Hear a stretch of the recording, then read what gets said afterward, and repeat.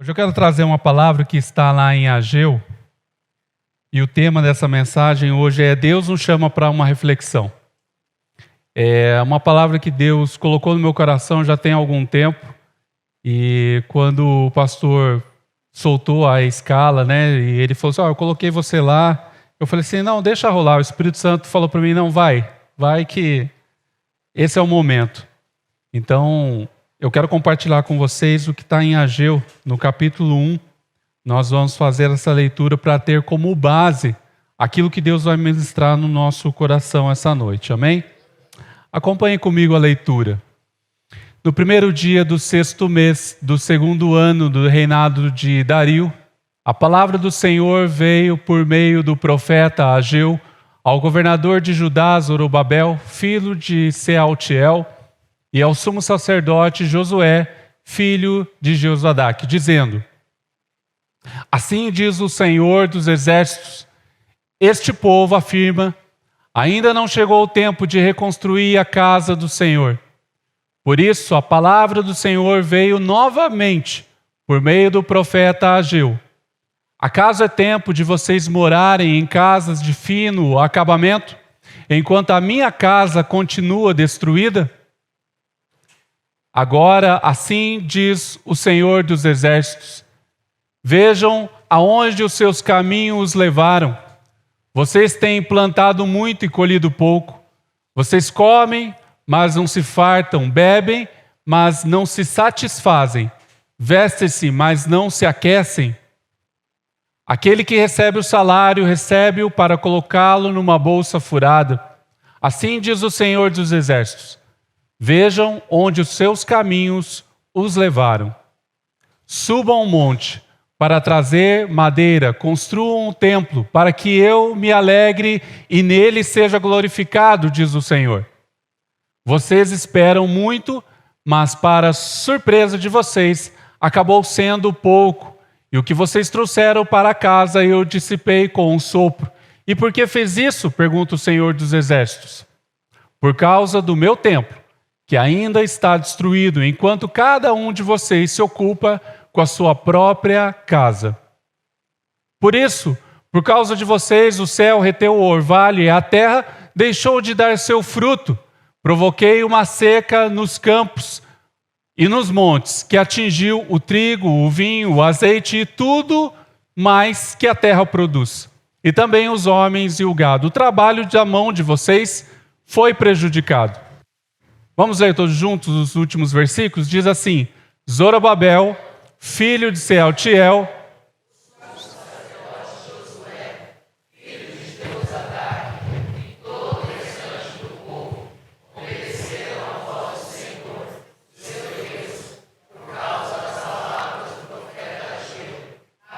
Senhor,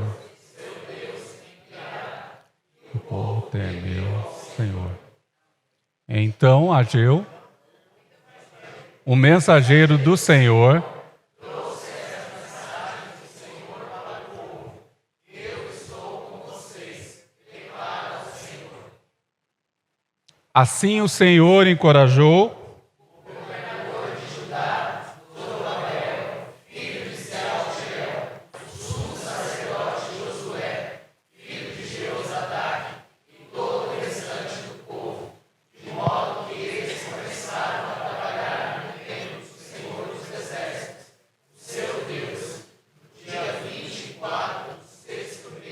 segundo ano, reinado de Dario.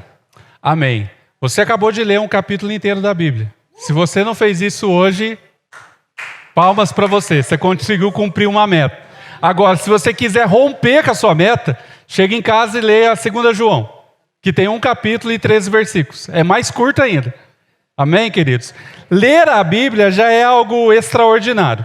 A leitura em si só, por si só, ela já abre a nossa mente para muita coisa. Para muita coisa. Não é à toa que quando você pega um livro e esse livro se transforma em um filme, você vai ver o filme e você vai se autoproclamar, você vai dizer para você mesmo, o livro é melhor. Mas por que é melhor? Porque você que leu, a sua mente que imaginou. E quando você assiste um filme de um livro que você leu, o filme é a explanação, é a visão de quem construiu o filme, e não de quem leu o livro. Por exemplo, as primeiras traduções da Bíblia, do latim, são datadas do século XV, para o nosso português.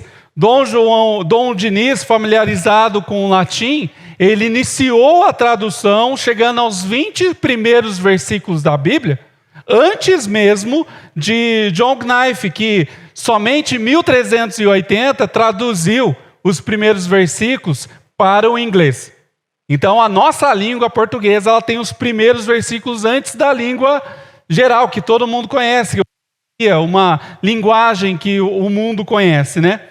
Dom João II, outro grande defensor das traduções bíblicas, ele mandou gravar no cetro dele de reinado o versículo 31 de Romanos 8, que diz: se Deus é por nós, quem será contra nós?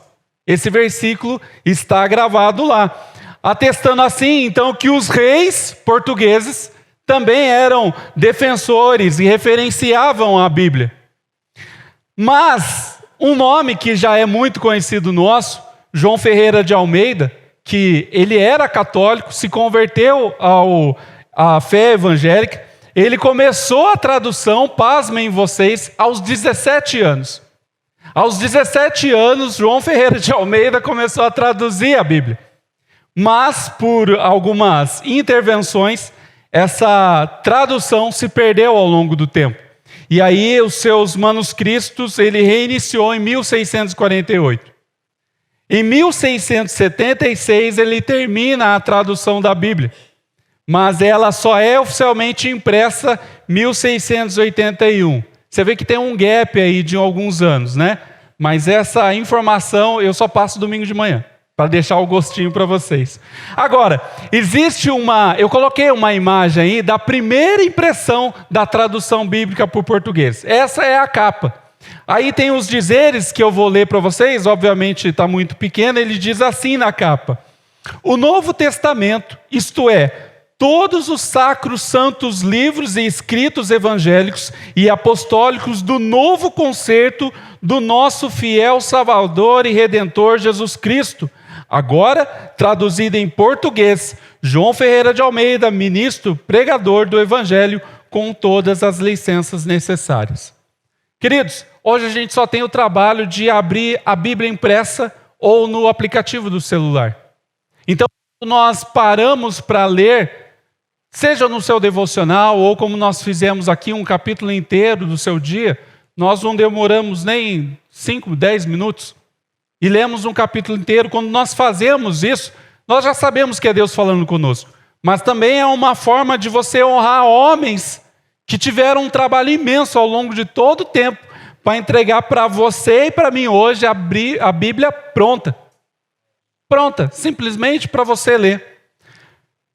Mas não é sobre a história da Bíblia que nós vamos falar hoje. O livro de Ageu, que é considerado uma obra profética do Antigo Testamento, ele tem como a sua autoria o profeta Ageu. A tradição judaica cristã atribui a ele essa escrita. Embora não tenha muitos relatos ou muita informação clara para sustentar essa informação, mas toda a tradição já aceita que foi o profeta Ageu que escreveu esse texto. Pouco se sabe sobre a vida de Ageu. Esdras menciona ele no capítulo 5, no versículo 1, e no 6,14. Não tem muita informação dele, apenas que ele tinha um ministério profético. Mas a temática do livro de Ageu gira em torno da reconstrução do templo, como você percebeu na leitura. Os primeiros judeus que retornaram a Jerusalém, cerca de 42.360, isso está lá em Esdras também, capítulo 2, sendo pela liderança de Sesabar, príncipe de Judá, o primeiro governador da comunidade da restauração. Para aquela época, era importantíssimo ter o templo construído, porque senão todo o sacrifício, todas as ofertas que eram feitas sem o templo não tinha sentido. Mas nós sabemos hoje, em Atos 17, 24, diz assim: Deus não habita em santuários feitos por mãos humanas. Depois do sacrifício de Jesus, a condição do templo, ela se desfez. Não foi mais necessário isso. A habitação de Deus nos dias atuais, depois do sacrifício de Jesus, ela é em mim e em você. O Deus Todo-Poderoso, por meio do Espírito Santo, habita em mim e em você. Amém? Mas apesar do livro de Ageu ser pequeno comparado a tantos outros livros, a gente pode tirar muitas lições desse texto, desse pequeno trecho da Bíblia que nós lemos. Nos dias atuais, os dias são corridos, conturbados. Você acorda cedo, vai trabalhar, acha que quando chega lá no trabalho já é hora do almoço, depois você volta do almoço, já é hora para você ir embora, você chega em casa, quando você se dá conta, já era para você estar dormindo, que amanhã você tem que acordar cedo, e assim é um ciclo. Os nossos dias são corridos. Você faz essa rotina o tempo todo, e assim, essa é a rotina da maioria das pessoas. Acredito que talvez alguns adolescentes acordem depois das 9, para não falar lá pelo meio-dia. Mas a grande maioria aqui não, acorda cedo.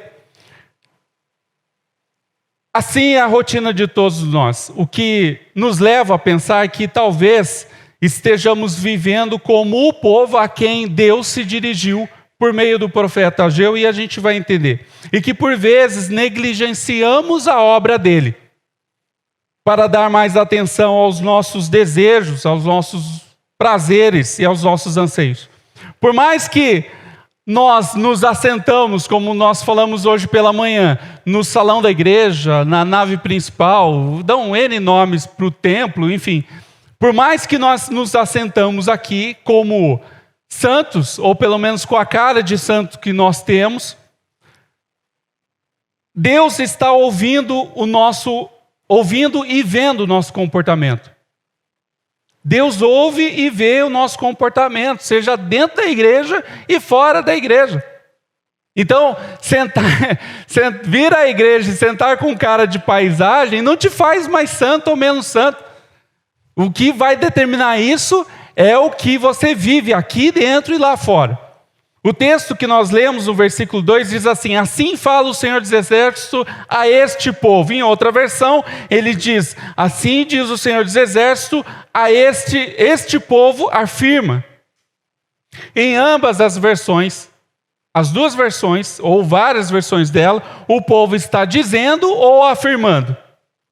O povo afirma ou diz: nós temos ouvidos em vários momentos, nos estudos de célula, nossas ministrações aqui, que Deus ouve as nossas petições. Deus ouve o nosso clamor. Você pode pedir que Deus vai ouvir. Agora, o interessante é que nós, às vezes, não pensamos que Deus também ouve as nossas reclamações. Também ouve as nossas acusações. Também ouve a nossa murmuração. Do mesmo passo que Deus está ouvindo o seu pedido, Deus também está ouvindo a sua reclamação. Não podemos ser ingênuos em achar que Deus não ouve essas coisas. Deus ouve essas coisas. E muito mais ingênuos em achar que Deus se agrada de pessoas que só vêm no domingo na igreja e achar que vai ser salvo. Não é sobre isso. Deus te deu uma vida com um propósito, então busque esse propósito em Cristo Jesus. A sua vida não é a sua carreira profissional. Não é o que você só estuda. E isso não quer dizer que você não deve estudar, não deve buscar uma vida ser bem-sucedida, sim, mas ela não deve ter o fim em si mesma. Você não deve só ser o engenheiro, você está engenheiro. Você não pode ser só o advogado, você está advogado. Porque um dia esse tempo de vida profissional, ele vai passar, você vai se aposentar.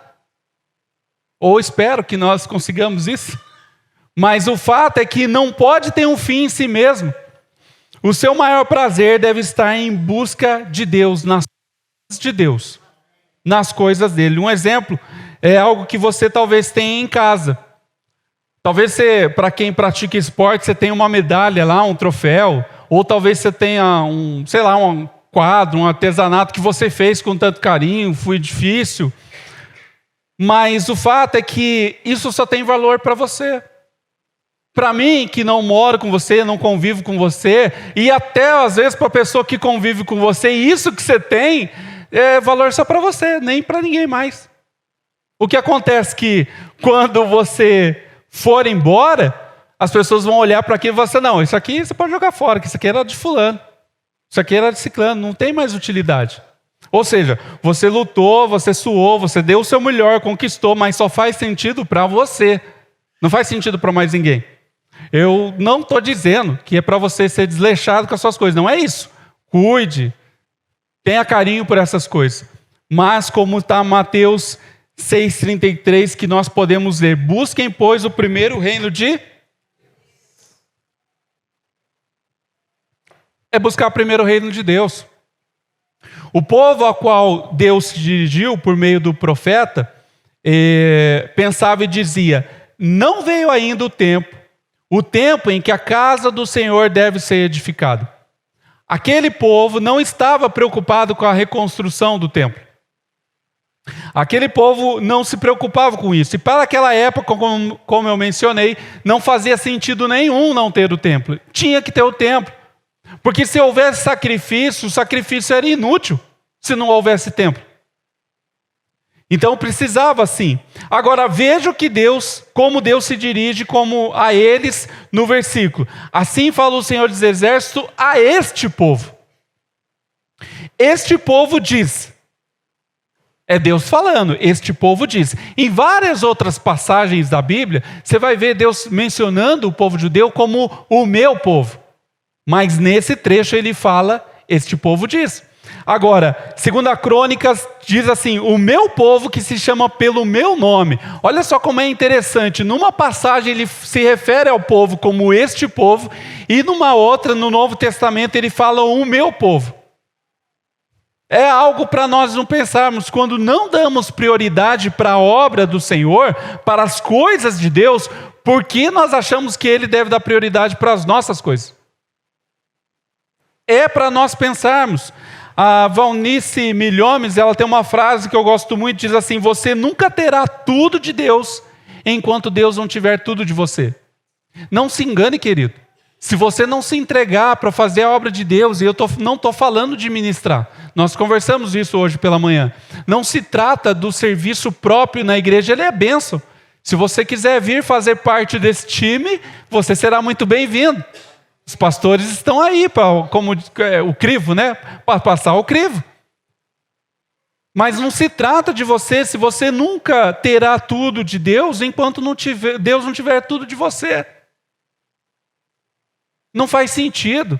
Ele te dá tudo e você não dá nada para Ele.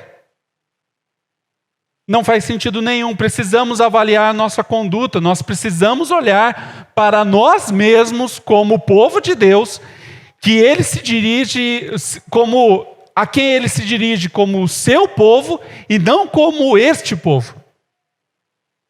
É uma diferença. Quando Ele se dirige a este povo, Ele está dizendo, esses aí eu não conheço.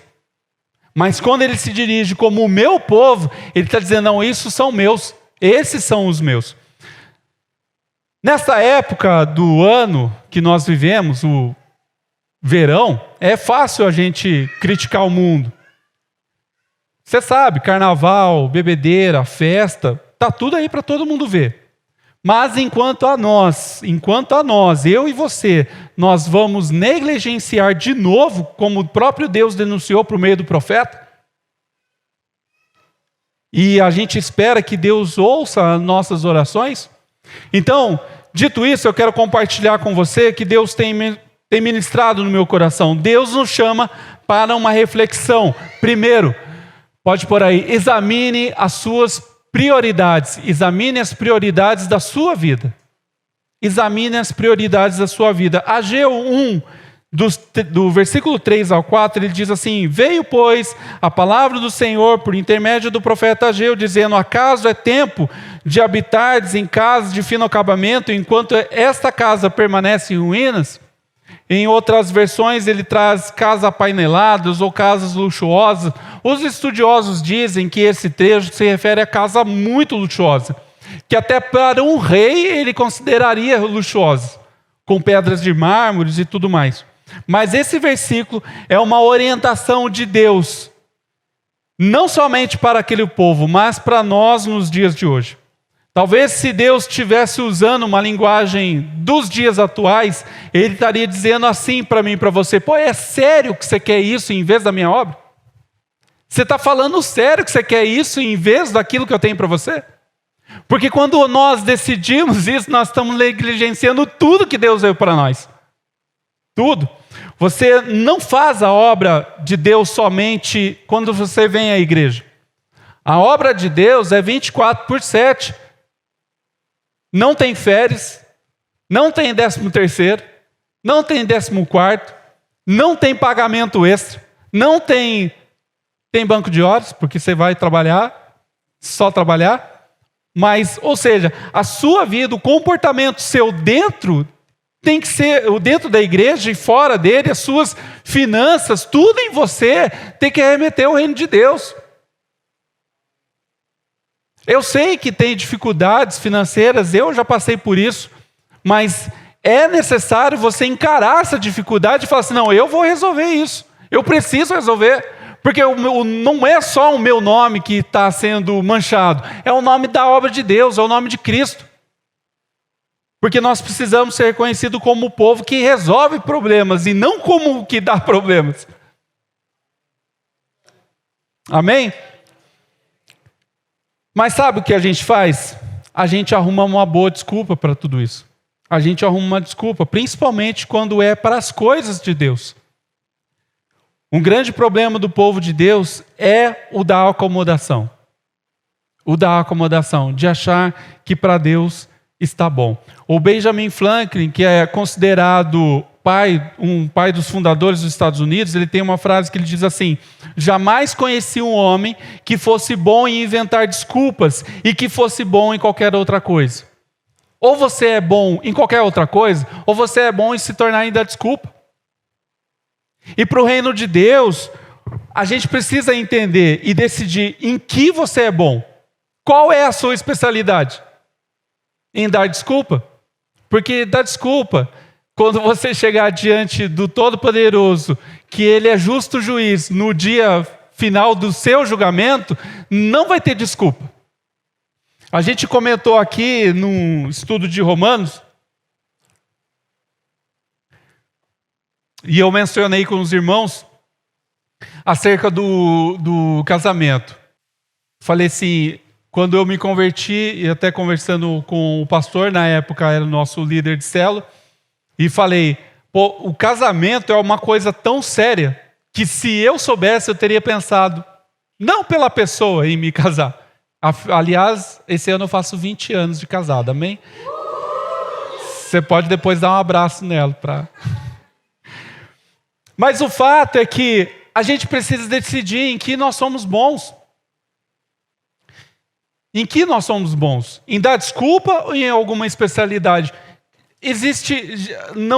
Eu uma vez ouvi alguém dizendo assim: pô, eu não consigo me especializar em nada, porque tudo que eu vou fazer, o que eu tento fazer, curso é caro, é longe para me fazer. Querido, existe livro.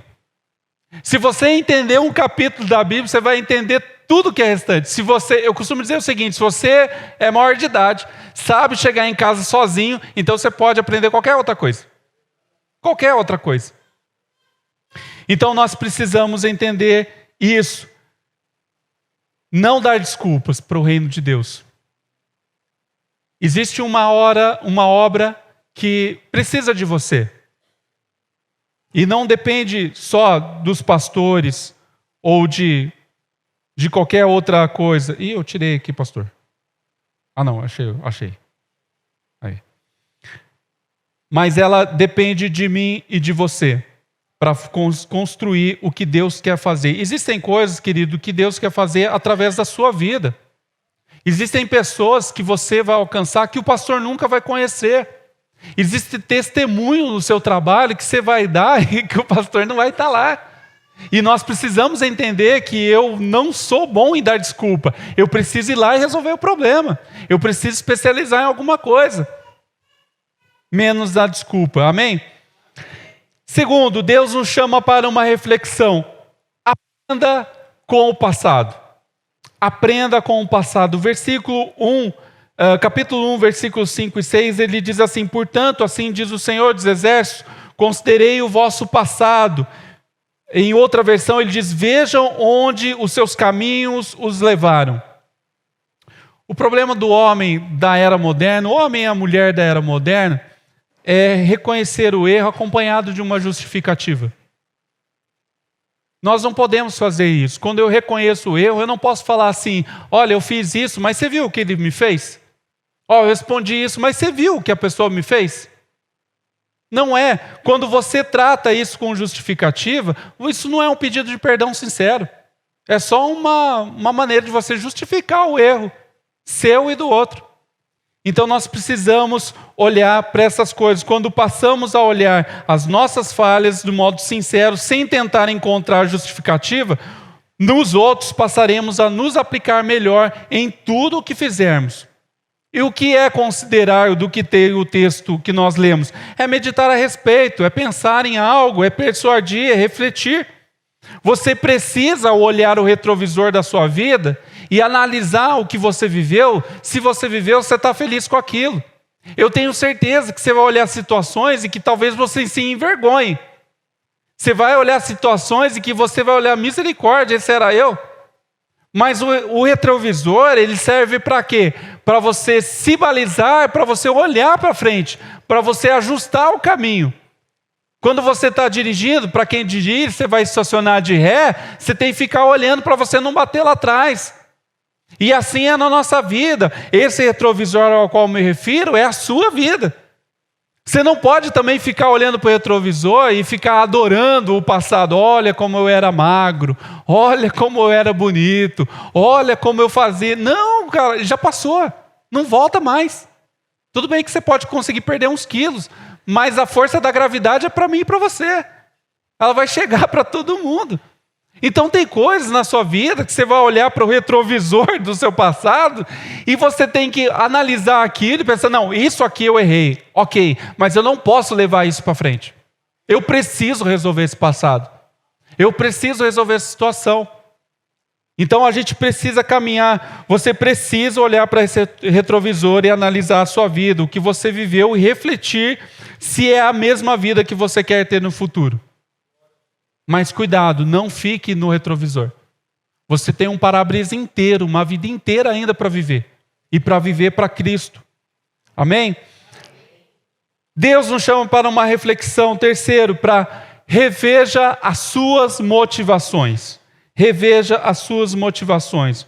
Versículo do 7 ao 11, ele diz assim: assim diz o Senhor dos Exércitos, considerei o vosso passado, subi ao monte, trazei madeira, edificar a casa, dela me alegrarei e serei glorificado, diz o Senhor. Esperastes muito, e eis que veio ser pouco, e o pouco que trouxeste para casa, eu com assopro dissipei.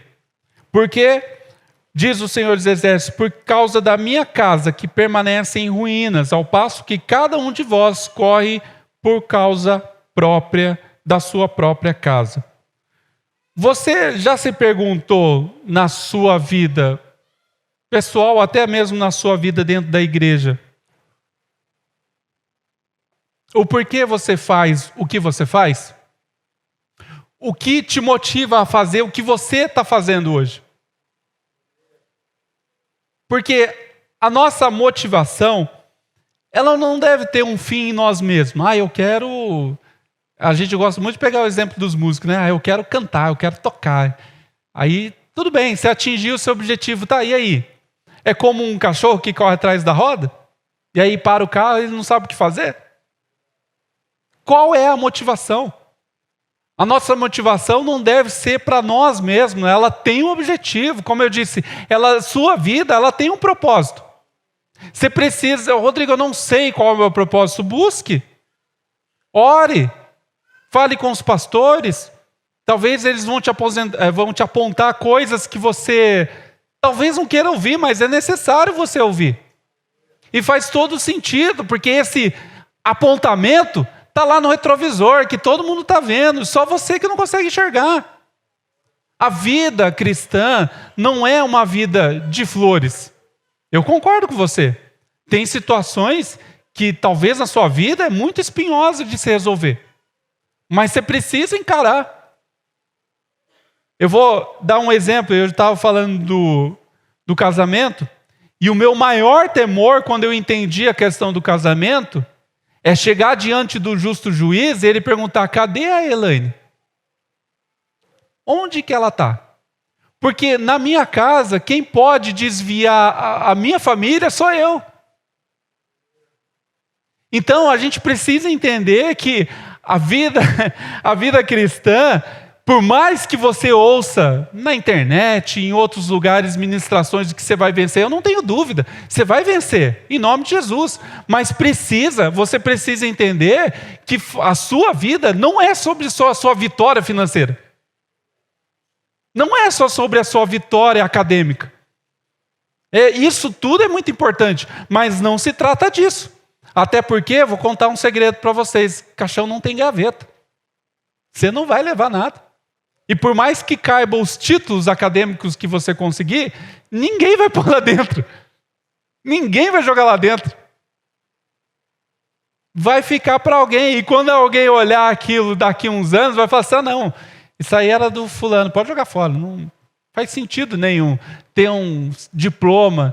Isso tudo, gente, de novo, é muito importante, é legal, é bênção você ser instruído para você abençoar outras pessoas. Mas não pode ser um fim em si mesmo. Se ficar só no quadro da sua parede lá um diploma de academia que você fez, uma pós-graduação, uma faculdade, tudo isso é muito bonito, mas com o tempo isso vai se perder. A real é essa. Nós estudamos recentemente na Carta de Romanos, e lá nós vimos algumas pessoas que se preocupavam apenas com os seus próprios ventres, e vontades e desejos. Mas João 3,30, ele diz assim: que ele cresça e eu diminua. Então, queridos, existem dois tipos de crente. Dois tipos de crente. O que querem as bênçãos de Deus e o que querem o Deus da bênção. Eu vou dar uma dica para vocês. Não sou, como diria o outro, quem é você na fila do pão? Realmente na fila do pão eu não sou ninguém. Mas eu vou dar uma dica para vocês. Opte em ficar com o Deus da bênção. Opte em ficar com Ele. O mais importante da nossa vida, então, é ficar com o Deus da bênção. Por quê? Porque Ele é tudo. Em tudo você se satisfaz. Não, isso, em tudo você se satisfaz, não é que você não vai enfrentar problema. Você vai enfrentar problema. Nós estudamos hoje que existem dois endereços da igreja. Um espiritual e um outro geográfico. E por que você vai enfrentar problemas? Porque nós estamos na igreja geográfica ainda. Nós só vamos não ter problemas quando essa igreja subir. Amém? No versículo 10 ele diz assim: por isso os céus sobre vós retém o seu orvalho e a terra o seu fruto. Um tempo, logo depois da minha conversão, eu fiquei desempregado um bom tempo. E aí surgiu um parente da Elaine, ele era serralheiro, e ele tinha pegado uma obra para construir uma casa de steel frame, né? Para quem conhece, né, os irmãos aí que mexem com isso, você tem uma casa que ela é com base a cimento, mesmo normal, e todo o restante da casa é ferro, é aço, né? E ele falou assim: eu estou precisando, vou pagar isso. Eu falei assim: eu estou desempregado, eu vou. E tudo bem. E aí a gente ficou uma semana lá trabalhando, e o pai da dona da casa, ele era um fazendeiro. Ele cultivava café. E um belo dia o senhor foi lá entregar um quilo de café lá para o nosso patrão. E eu, ouvindo eles conversarem, ele falou assim: esse café eu moí. Eu sequei ele de forma artesanal, eu moí ele de forma artesanal. Mas o segredo do café não é essa forma artesanal. O segredo do café é a água. O segredo do café é a água. A água da chuva que cai, ela é uma bênção. A água de tanque, ela até ajuda, mas a água do céu, ela é uma bênção. Ele falou essas palavras: a água do céu é uma bênção. Por vezes a gente pensa que Deus é obrigado a nos abençoar. E não é. Nós pedimos com algo que a gente pede. mas não damos conta que Ele já está nos abençoando e a gente nem percebe. Nós só vamos dar conta quando o texto fala: o céu retém o seu orvalho e até os seus frutos. Quando começa a faltar na nossa vida, é que aí a gente percebe que a gente estava sendo abençoado e que a gente não teve tempo de agradecer. Então, a terra não dá frutos se não houver orvalho. Precisa haver água do céu. Os fracassos em outros setores da vida são resultados da negligência na obra de Deus. Pense nisso. O fracasso dos setores da sua vida são a negligência na obra de Deus. Queridos, você não vai ser um excepcional funcionário se você não for um excepcional servo na obra de Deus. Você não vai ser um marido atencioso se você não é atencioso com a obra de Deus. Você não vai ser um excepcional pai se na obra de Deus você também é ausente. Para concluir, precisamos refletir que Deus é o agente da disciplina e Ele usa e permite coisas em nosso caminho para nos disciplinar, nos orientar e nos fazer crescer. No versículo 11 ele diz assim: fiz vir seca sobre a terra. Deste modo a gente entende que o céu e a terra se unem com um conjunto para nos disciplinar. E o texto é claro. Às vezes a gente entende, isso aqui foi Satanás que colocou. Não, querido, olha o exemplo. Fiz vir seca sobre a terra. Quem que está falando? É Deus. Então entenda que algumas coisas, às vezes, Deus permite, porque você está negligenciando tudo que Ele está te dando. E toda dificuldade é para crescimento. Toda dificuldade. O texto é claro, não foi Satanás, foi Deus. Deus permite certas coisas em nossa vida, seja para nossa disciplina, seja para pedagogia, seja como for, tudo é para a honra e glória do nosso Senhor Jesus. Tudo é para a honra e glória dele. Certa vez, um missionário, ao evangelizar numa área muito insalubre, essa história é verídica, ele evangelizando um homem, ele falou assim: o homem disse para ele: você está falando tanto do Jesus e outros tantos já passaram aqui, mas eu quero te fazer uma pergunta. E o missionário falou assim: pode fazer. Ele diz assim: aonde estava Jesus quando os homens que não gostam dos cristãos invadiram a minha casa, estruparam a minha filha e a minha esposa na minha frente e depois a mataram? Aonde estava esse Jesus? E aí o missionário, em lágrimas, ouvindo aquele relato daquele homem, sentindo a dor dele, ele diz assim: Jesus estava lá. Quem não estava era eu como igreja. Então, queridos, a gente precisa entender que o mundo aí fora precisa de nós que ouvimos a palavra de Deus todo domingo. O mundo precisa. Tem uma frase atribuída a Mahatma Gandhi que ele diz assim: eu gosto do seu Cristo, eu não gosto dos seus cristãos. Os seus cristãos são tão diferentes do seu Cristo. E a verdade é essa. Ultimamente a gente tem visto um povo que diz ser cristão, que não vive o que é ser cristão. A gente tem visto por aí pessoas que vivem um evangelho só que você vai ter vitória, e você vai ter vitória sim. Mas a vitória que a Bíblia diz é a vitória de viver no reino dos céus. E até lá você vai passar por todo um processo. Por todo um processo. As pessoas aí fora esperam mais de nós. Há um tempo se findando.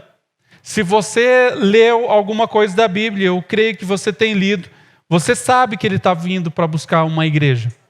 Há um tempo se findando, quando passamos a nos comportar como o verdadeiro povo de Deus, e tudo na nossa vida a nossa volta passa a ter outro sentido. Passaremos a fazer valer a pena quando nós nos autoproclamamos cristãos.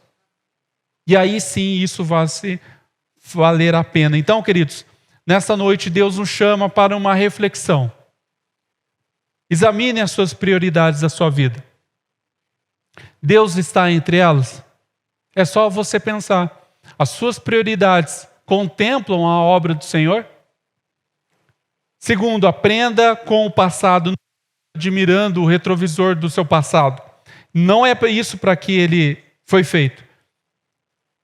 Ele deve ser apenas um balizador para o seu futuro.